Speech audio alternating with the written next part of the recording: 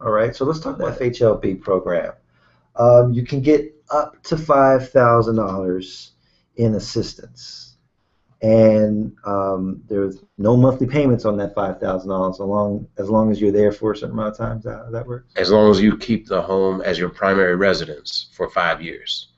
It goes away. It's completely forgiven with no monthly payments within those 5 years. Okay. It's awesome. And then there's a minimum credit score needed?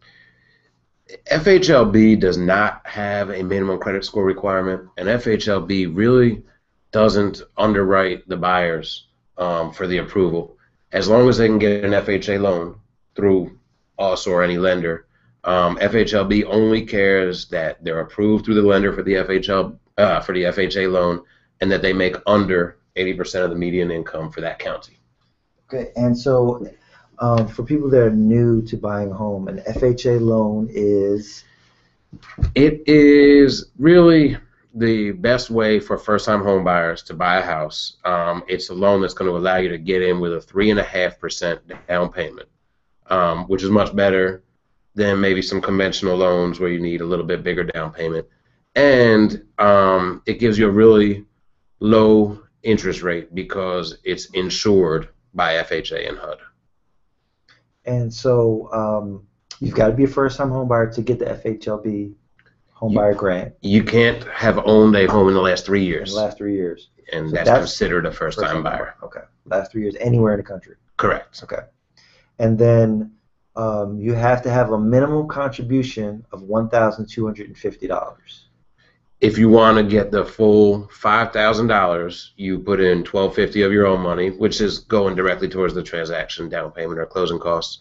And then, yes, you get the $5,000. If you don't need all of that, and I've actually had some where you may not need all $5,000 if you're buying a lower price home, $100,000 or so, you'll get 4-to-1 on your money.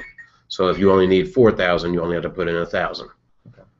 And then let's say part of that $1,250. Let's say I did a home inspection and that was $400. I paid for a termite, that was $100.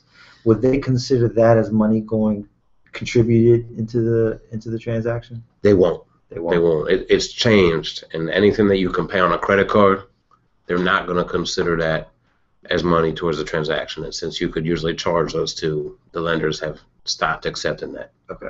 So it's $1,250 contribution plus. Unless you make, not to cut you off, but if you give $1,000 to your realtor, for example, when you make an offer on the contract as an earnest money deposit, that will come out of them. Okay, so then you would just need $250 at closing. All right. All right.